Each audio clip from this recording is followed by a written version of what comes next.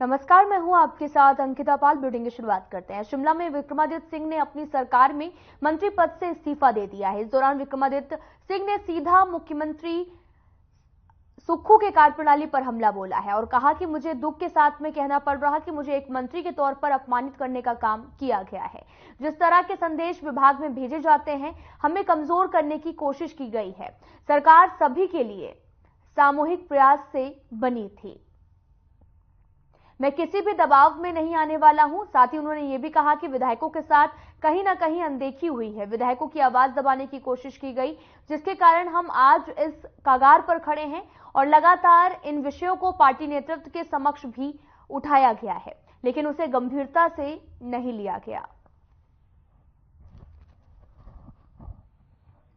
सरकार से वाले समय में something that has led to where we are standing today. इस तरीके की जो चीजें सरकार के अंदर हुई है, किस क्वार्टर पे हुई है, कहां पर हुई है, मैं नहीं जानता हूं, मगर ऐसा लगता है कि डेलिब्रेट तरीके से ये चीजें जो है वो प्रदेश के अंदर या सरकार के अंदर हुई है, विच इज वेरी अनफॉर्चुनेट। और मैं उनमें से नहीं हूं जो किसी भी प्रेशर में आने वाला है। जैसा मैंने कहा, मुझे पता है रिगार्ड देना, रिस्पेक्ट देना, कहां पर लक्ष्मण रेखा को खींचना है, कहां पर लाइन ड्रॉ करनी है, I very well know. But I am not a person who will be overcome by these tactics and pressures. मैं राजनीति में हूं। वीरभद्र सिंह जी की जो प्रिंसिपल्स है, 6 बार वो हिमाचल। शिमला में सीएम सुखविंदर सिंह सुक्खू ने विक्रमादित्य सिंह के पद से इस्तीफा देने को लेकर मीडिया से बात करते हुए कहा कि उन्होंने कोई इस्तीफा नहीं दिया है। उन्होंने कहा कि वे एक आम परिवार से निकले हुए योद्धा हैं और आम परिवार से निकला हुआ योद्धा संघर्ष करता है, जीत संघर्ष की होती है। आगे उन्होंने स्पष्ट किया कि कांग्रेस की सरकार पूरे 5 साल से चलेगी और उन्होंने ये भी कहा कि यह आम आदमी, कर्मचारी और महिलाओं के सम्मान की सरकार है और सरकार अपना कार्यकाल पूरा करेगी। साथ ही उन्होंने ये भी कहा कि बीजेपी प्रोपेगेंडा कर रही है और कुछ विधायक राजनीति लाभ के लिए इधर उधर गए हैं, लेकिन वो राजनीति लाभ नहीं उठा पाएंगे। वहीं सीएम सुक्खू ने यह भी कहा कि सरकार बजट को विधानसभा में पास करवा लेगी क्योंकि बहुमत सरकार के पास है।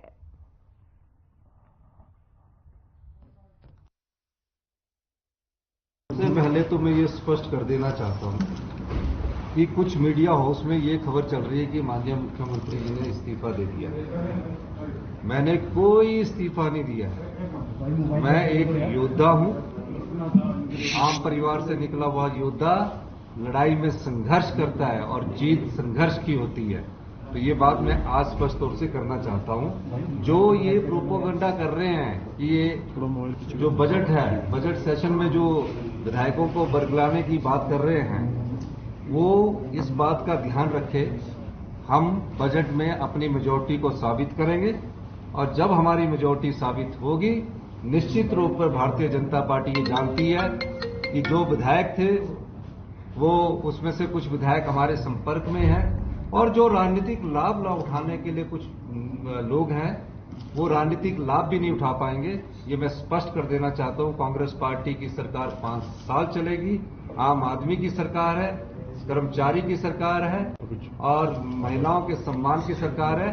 भारतीय जनता पार्टी जिस प्रकार का बर्ताव इस सदन में कर रही है वो उचित नहीं है और मैं आपको ये आश्वासन देना चाहता हूं, हमारी सरकार पूरे 5 साल चलेगी। कोई राज्यसभा के वोट के बाद जो हमारी अभी स्थितियां हैं वहां हमारी मेजॉरिटी है और ये भी ना सोचे कुछ उनके साथ के विधायक भी हमारे संपर्क में हैं, तो निश्चित तौर पर मैं ये। हिमाचल विधानसभा में बीते दिन बीजेपी विधायकों के साथ में मार्शल की तरफ से की गई धक्का मुक्की को लेकर बीजेपी राजभवन पहुंच गई है। बुधवार को सुबह ही बीजेपी के विधायक नेता प्रतिपक्ष जयराम ठाकुर की अगुवाई में राजभवन पहुंचे हैं, जहां पर उन्होंने राज्यपाल शिव प्रताप शुक्ला को विधानसभा में विपक्ष के विधायकों के साथ में किए जा रहे व्यवहार से अवगत कराया। साथ ही विधायकों को सस्पेंड करने को लेकर भी आशंका जताई। साथ ही उन्होंने बजट के लिए डिवीजन और वोट की भी मांग की। वहीं जयराम ठाकुर ने कहा कि बीते दिन विधानसभा में बेवजह सदन को स्थगित किया गया और जब बात करने के लिए विधानसभा अध्यक्ष के पास पहुंचे तो मार्शल ने उनके साथ धक्का मुक्की की और उन्हें अंदर जाने से रोका, जो कि दुर्भाग्यपूर्ण है।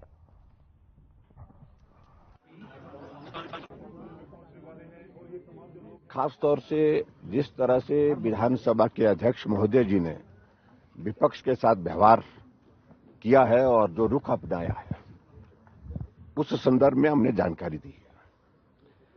बजट सत्र हिमाचल प्रदेश में आजकल चल रहा है विधानसभा में, और बजट सत्र में जो कट मोशन पर चर्चा होने के बाद जब मंत्री विभाग का उत्तर देते हैं, उसके बाद कट मोशन पर वोटिंग होती है, और वोटिंग के समय अगर वॉइस वोटिंग अपोजिशन वालों को कन्विंसिंग ना लगे तो वहां डिवीजन ऑफ वोट जो है वो मांगने का अधिकार है, और हमने उसी के लिए आग्रह किया था। लेकिन 2 बार आग्रह करने के बावजूद भी हमारी बात को नहीं सुना गया, हाउस को एडजॉर्न कर दिया गया। बजट पर जो डिवीजन हम सोलन में राज्यसभा चुनाव जीतने के बाद में बीजेपी ने विजय यात्रा निकाली है और इस जीत को ऐतिहासिक बताया है। इस दौरान बीजेपी कार्यकर्ताओं ने हर्षवर्धन चौहान को बधाई दी है और ये विजय यात्रा सोलन रेस्ट हाउस से शुरू होकर पुराने उपायुक्त कार्यालय तक पहुंची, जहां पर बीजेपी कार्यकर्ताओं ने लड्डू बांटकर जीत की बधाई दी। वहीं हमारे संवाददाता से बात करते हुए बीजेपी प्रदेश प्रवक्ता विवेक शर्मा ने भी बताया कि एक जीत ऐतिहासिक है और कांग्रेस पार्टी 40 विधायक होने के बावजूद चुनाव हार गई है।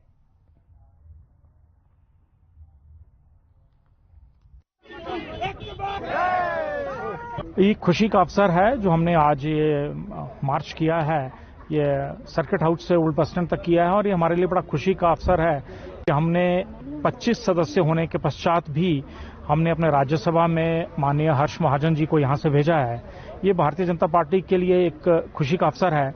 उसी की सेलिब्रेशन में हमने ये मार्च किया है, जिस पर हम अपने आप में हमारे कार्यकर्ता प्रसन्नचित्त है। लेकिन इससे में जो महत्वपूर्ण विषय है जो मैं आपके ध्यानार्थ करना चाहता हूं, वो जो कल विधानसभा में हुआ और जिस प्रकार हमारे माननीय सदस्यों। नगर निगम मंडी के मेयर वीरेंद्र भट्ट शर्मा ने बतौर मेयर अपने कार्यकाल का पहला और नगर निगम का चौथा बजट पेश किया है। 75 करोड़ 26 लाख 3 हजार के बजट में सभी वर्गों का ध्यान रखा गया। वहीं नगर निगम के मेयर वीरेंद्र भट्ट शर्मा ने भी कहा कि ये बजट सर्वसम्मति से पारित किया गया है। आगे उन्होंने कहा कि बजट में हर वार्ड में संबंधित पार्षद के अनुमोदन पर कई विकास कार्यों की योजनाओं में लगभग 1 करोड़ प्रत्येक वार्ड में खर्च करने का प्रस्ताव है।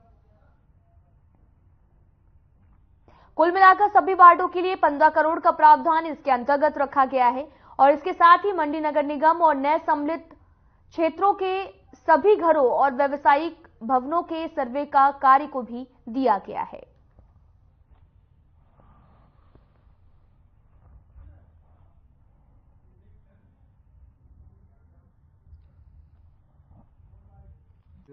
नगर निगम मंडी का 2024-25 का बजट प्रस्ताव पारित किया गया, जिसमें 75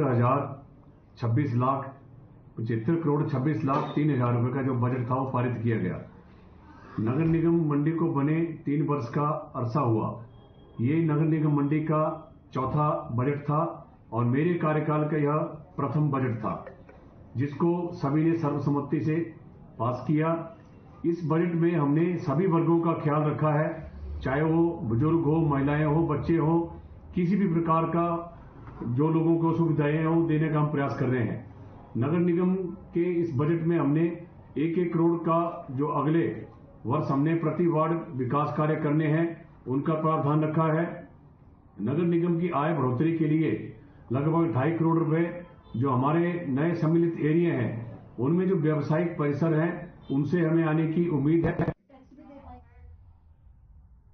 धर्मशाला क्रिकेट स्टेडियम में भारत इंग्लैंड के बीच में 7 से 11 मार्च तक टेस्ट मैच खेला जाएगा और इसके लिए जिला प्रशासन और HPCA के अधिकारियों के बीच में क्रिकेट स्टेडियम में बैठक का आयोजन किया गया और बैठक की अध्यक्षता करते हुए AC2DC सुभाष गौतम ने भी बताया कि टेस्ट मैच के लिए दोनों की टीमें 3 मार्च को धर्मशाला पहुंच जाएंगी और 4 मार्च से 6 मार्च दोनों की जो टीमें हैं वो अभ्यास करेंगी।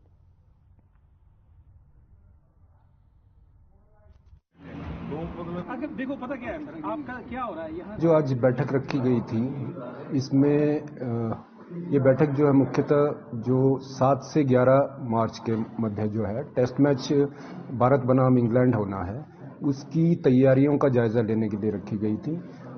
इस बैठक में एचपीसीए के पदाधिकारी भी मौजूद थे और इसके अतिरिक्त जो हमारे विभाग रहते हैं जिनके सहयोग की आवश्यकता होती है मैच की व्यवस्थाओं को सुचारू रूप से चलाने के लिए, तो उनके अधिकारी भी उपस्थित थे।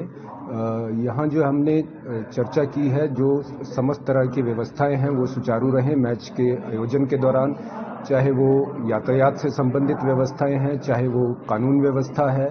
इसके अतिरिक्त जो हमारी विभिन्न सुविधाएं रहती है, चाहे बिजली पानी की व्यवस्था है, सड़कों को सुचारू करने की व्यवस्थाएं हैं।